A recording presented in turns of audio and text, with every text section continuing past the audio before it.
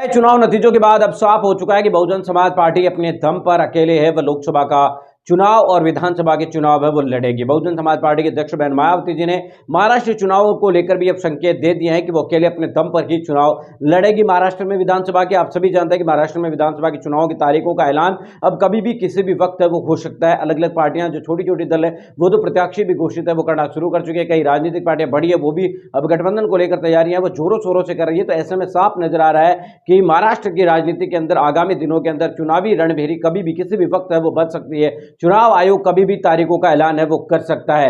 Bahujan Samaj party को लेकर बड़ी खबर मिल रही है कि बहुजन समाज पार्टी अकेले अपने दम पर ही महाराष्ट्र में चुनाव लड़ सकती है, क्योंकि बीएसपी सुप्रीमो मायावती जी ने हरियाणा के चुनाव नतीजे आने के बाद यह साफ कर दिया था कि क्षेत्रीय दलों के साथ किसी भी प्रकार का कोई चुनावी समझौता या गठबंधन नहीं किया जाएगा। साथ ही उन्होंने यह भी कहा कि बीजेपी के एनडीए गठबंधन और कांग्रेस के इंडिया गठबंधन से दूरी हमेशा की तरह बराबर जारी रहेगी। उनके साथ किसी भी प्रकार का कोई चुनावी समझौता नहीं होगा। तो इन तमाम चीजों से यह नजर आ रहा है कि बीएसपी प्रमुख बहन मायावती जी हरियाणा और पंजाब के बाद अब उन्होंने महाराष्ट्र का फैसला लगभग कर लिया और अकेले अपने दम पर ही चुनाव लड़ सकती है। दिल्ली के अंदर भी चुनाव होंगे तो उनमें भी अकेले अपने दम पर लड़ सकती है। यानी कि कुल मिलाकर बात साफ नजर आ रही है कि आगामी दिनों के अंदर जो मध्य प्रदेश की और दिल्ली की और महाराष्ट्र की राजनीति के अंदर होने वाला है, उन तमाम चीजों के बीच महाराष्ट्र के अंदर प्रकाश अंबेडकर ने बहुजन समाज पार्टी की सुप्रीमो बहन मायावती जी को ऑफर दिया था कि अगर वो चाहे तो हम उनके साथ गठबंधन करने के लिए तैयार हैं। उसके बाद बहुजन समाज पार्टी के प्रदेश अध्यक्ष जो थे उन्होंने भी इस बात की हामी भरी थी कि वो